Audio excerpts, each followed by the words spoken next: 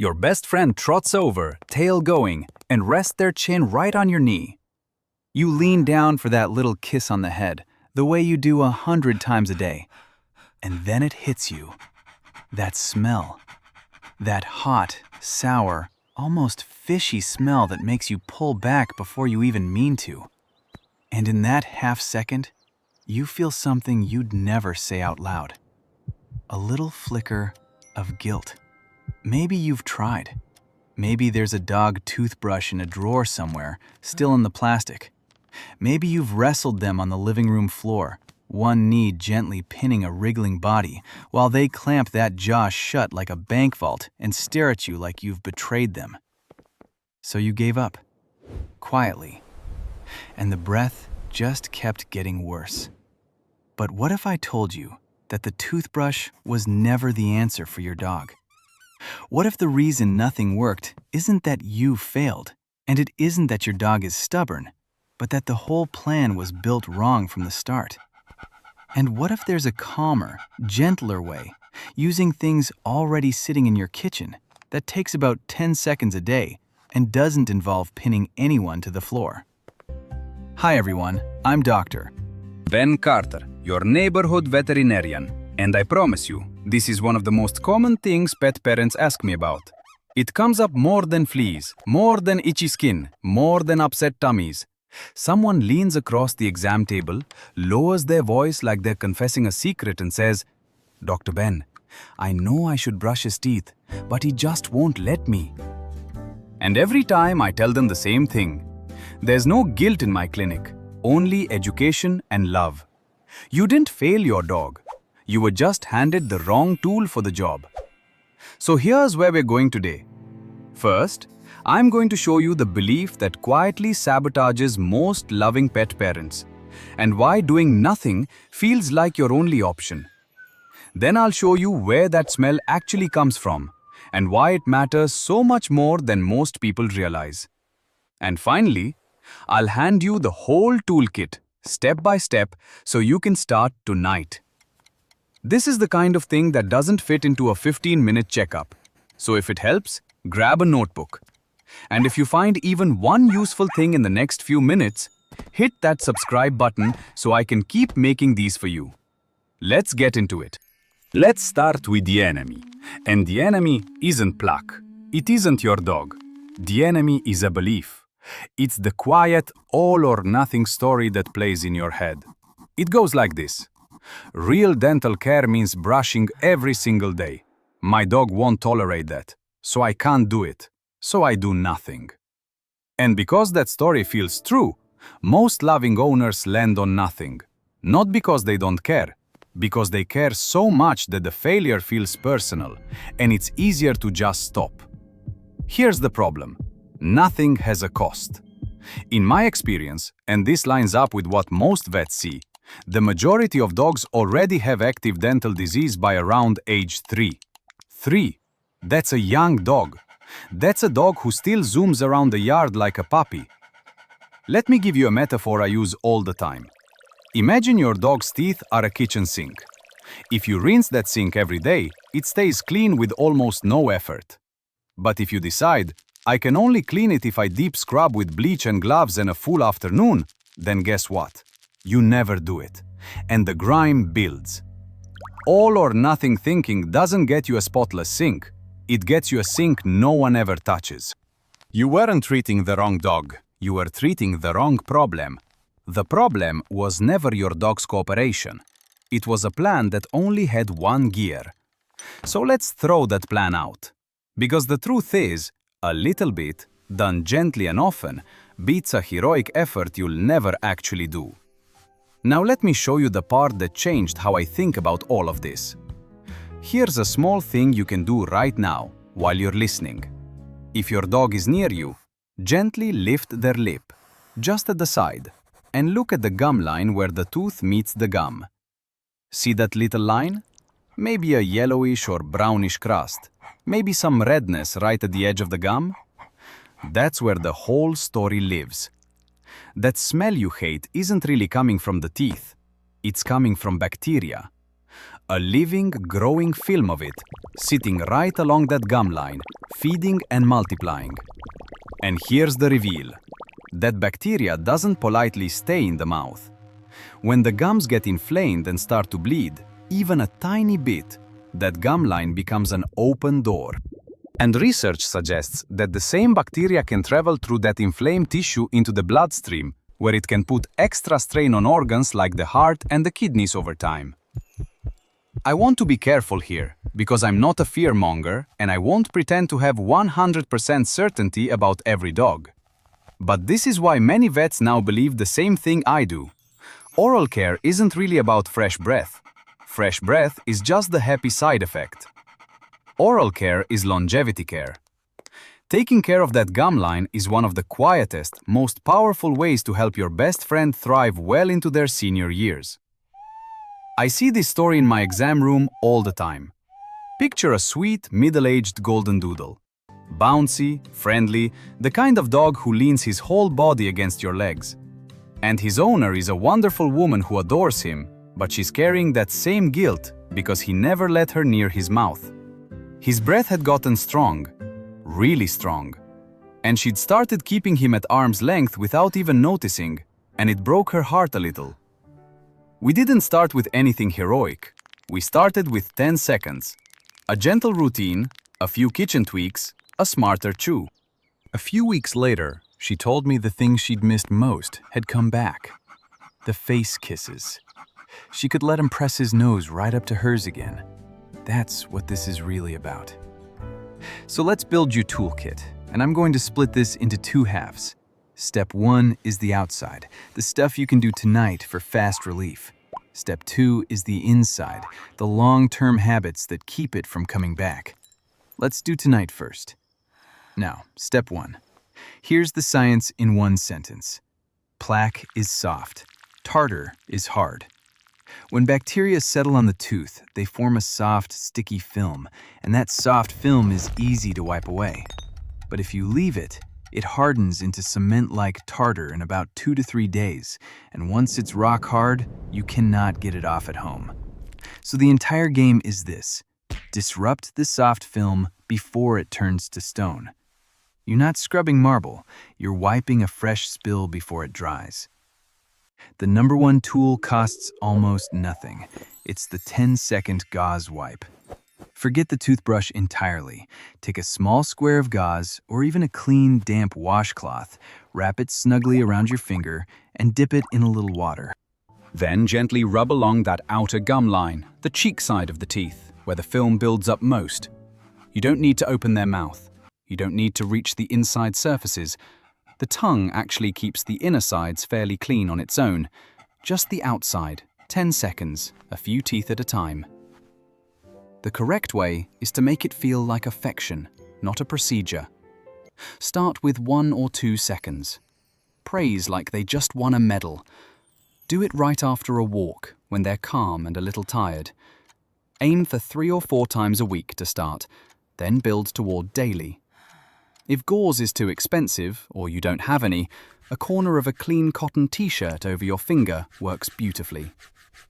And here's your safety caveat, and I mean this: never force it. If your dog snaps, growls, or panics, stop and back off. A wipe is not worth a bite or a broken trust. Go slower. This is a relationship, not a wrestling match. But here's a question. What if the problem isn't just on the teeth? What if you're reseeding the bacteria every single day without knowing it? Let me show you what I mean. Look at the bowl. In my experience, the food and water bowl is one of the most overlooked pieces of the whole puzzle. A bowl that sits out all day grows a slimy, invisible film of bacteria. We call it biofilm. And every time your dog laps it up, they're drinking that right back into their mouth. It's like carefully washing your hands and then drying them on a dirty towel. The correct way is simple. Wash the food bowl after every meal with hot, soapy water. Empty and refill the water bowl at least once, ideally twice a day, and give it a proper wash daily, not just a rinse. If you can, switch to a stainless steel bowl because scratched up plastic holds bacteria in every little groove. Budget version? Any ceramic or steel bowl you already own beats plastic. And the caveat, skip any bowl with cracks or deep scratches because those grooves are impossible to truly clean. Now let's open the kitchen because a few safe, simple additions can help too. First, the crunch. Raw, crunchy vegetables act like a gentle, natural scrubber as your dog chews. A thick slice of raw carrot, or a few crisp green beans, or a slice of apple with the core and every seed removed can help mechanically wipe the teeth while they eat. The correct way is to size it to your dog. One appropriate piece is a snack, not a whole bag. Big dog, big carrot. Small dog, small pieces. Here's your caveat, and it's a real one. Anything crunchy is a potential choking hazard, so always supervise and never give cooked bones, which can splinter. And never, ever apple seeds or the core. Second, a gentle probiotic topper. A single spoonful of plain, unsweetened yogurt or kefir can support the friendly bacteria in the mouth and gut. Many vets now believe a healthier balance of bacteria in the body shows up as a healthier mouth, though I'll be honest, the research here is still emerging. The correct amount is small, about half a teaspoon for a little dog, up to a tablespoon for a big one, a few times a week. Budget alternative, any plain yogurt with no added sugar and no fruit works. And the caveats matter here. It must be plain and unsweetened. Because here's the one I need you to burn into your memory. Many sugar-free and low-sugar products contain xylitol, sometimes hidden on the label as birch sugar, and xylitol is genuinely toxic to dogs, even in small amounts. It is a true poison for them. Same goes for that spoon of peanut butter people love to use. Always check the label for xylitol first. And if your dog gets loose stools from dairy, skip it. Some dogs just don't handle lactose well. Third, a little coconut oil. A tiny dab rubbed along the gums or mixed into food can be a gentle, pleasant part of the routine, and most dogs love the taste, which makes the whole thing easier. The correct amount is genuinely small, about a quarter teaspoon for a small dog, up to a teaspoon for a large one, a few times a week at most. The caveat is important because coconut oil is very high in fat. Too much can cause an upset stomach, and in dogs prone to it, it can contribute to something more serious in the pancreas. So small amounts only, and if your dog has any history of pancreatitis or is on a low-fat diet, skip it entirely and ask your vet first. Now here's the thing. Everything I just gave you fixes the outside. It buys you relief tonight and this week. But if we stop here, the film just comes right back. So now we have to fix the inside, so it's far less likely to return. Let's move to step 2. Step 2 is about 3 habits that work while you're not even thinking about them. The first is the chew, done right. Chewing is nature's toothbrush. The mechanical action of gnawing scrapes plaque off the surface of the teeth, especially the big back teeth. But, and this is huge, the wrong chew can crack a tooth clean in half, and a fractured tooth is painful and expensive. So here's the rule I give every single pet parent. It's the thumbnail test. Press your thumbnail into the chew. If it doesn't give at all, if you can't make a small dent, it's too hard, and it can shatter a tooth. That means no antlers, no real bones, no hard hooves, no hard nylon. Instead, choose chews with a little give. And here's the correct way to shop, because the chew and water additive market is full of noise. Look for a specific seal from the Veterinary Oral Health Council, the letters VOHC, right on the package. That seal means the product was actually tested and shown to help reduce plaque or tartar. It's the difference between a real tool and a pretty label. If a good dental chew is too expensive, the budget alternative is that same raw carrot or a safe rubber toy you can stuff. The chewing motion still helps. And the caveat again. Match the chew size to your dog. Supervise and toss any piece small enough to swallow whole. The second inside habit is the food itself. I'll never call any food poison, and I won't scare you. But I will say this plainly. Not all diets are created equal for dental health. Some dry foods are formulated with a special kibble shape and texture that helps scrub the teeth as your dog crunches.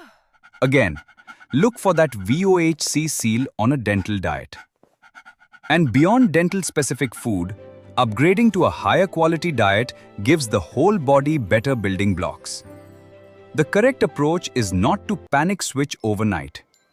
Here is your safety caveat, and please don't skip it. Introduce any new food gradually, over 7 to 10 days, mixing a little more of the new in each day. Switch too fast and you'll be cleaning up diarrhea at 3 in the morning, I promise you. And if your dog has any medical condition, talk to your vet before changing the diet, because the right food is a medical decision. The third inside habit ties it all together, is the 20-second routine. Pick one moment that already happens every day, right after the evening walk or before their last meal, and staple the dental care to it. 10 seconds of the gauze wipe, fresh, clean water in a clean bowl, a safe chew, that's it. When it's tied to something you already do, you stop relying on willpower and it just becomes who you are. Small and daily beats heroic and never, every time. Now, I promised you honesty, so here's the most important part of the whole video. This is where home care ends and your veterinarian begins. Everything I've shown you works on soft plaque before it hardens. But once tartar has cemented onto the teeth, or once there's disease below the gum line where you can't even see it, no wipe and no carrot will fix that. That requires a professional cleaning, done under anesthesia, so your vet can safely clean under the gums and check each tooth. That is the gold standard, and nothing at home replaces it. And please, watch for the red flags. If you see a broken or wobbly tooth, gums that bleed easily or look very red and swollen, if your dog is dropping food, chewing only on one side, pawing at their mouth, or suddenly refusing to eat, if there's swelling on the face or below an eye, or breath that's gotten dramatically worse fast, those are not home remedy situations. Those need a vet, and some are urgent. A wipe and a good chew are for prevention. Pain and disease are for the professionals. Trust your instincts. You know your dog better than anyone. So let's put your whole battle plan together. I call this the no-brush smile system, and it's just 3 moves. Step 1. Disrupt the soft film daily with the 10-second gauze wipe and clean bowls. Step 2. Let chewing do the work with a VOHC chew that passes the thumbnail test or a safe crunchy carrot. Step 3. Support from the inside with a smart diet, a little plain yogurt or coconut oil in the right amounts, and 1 professional cleaning on your vet's schedule. And here's my challenge to you, and it's a gentle one. You do not have to do all of this tomorrow. Please don't try. Pick just one thing from this video. Maybe it's washing the water bowl tonight. Maybe it's 1 carrot. Maybe it's 5 seconds with a damp cloth. Just one. Because one thing you actually do beats a perfect plan you never start. My friends, I want to tell you something before you go. The fact that you watched this entire video, that you sat here and learned about your dog's gum line of all things, proves how much you love them. And trust me, they know it. You are your dog's only advocate. They can't read a label. They can't book their own checkup. They can't tell you their mouth hurts. They just have you. And you showing up, even 10 seconds at a time, is everything. So picture it. A few weeks from now, your best friend trots over and rests that chin on your knee. You lean down for the kiss you'd started to avoid. And this time, you don't pull back. That's the whole goal. That closeness, back again. So tell me down in the comments, what's your dog's name? And which one step are you trying first? I read as many of your comments as I possibly can, and I love hearing your stories. If this helped you, give it a like and hit subscribe, because it genuinely helps this channel protect more dogs. And if you know someone who's quietly given up on their dog's teeth, share this with them. You might just change their dog's life. Give your dog a gentle scratch behind the ears for Dr. Ben. Stay safe, trust your instincts, and I'll see you in the next video.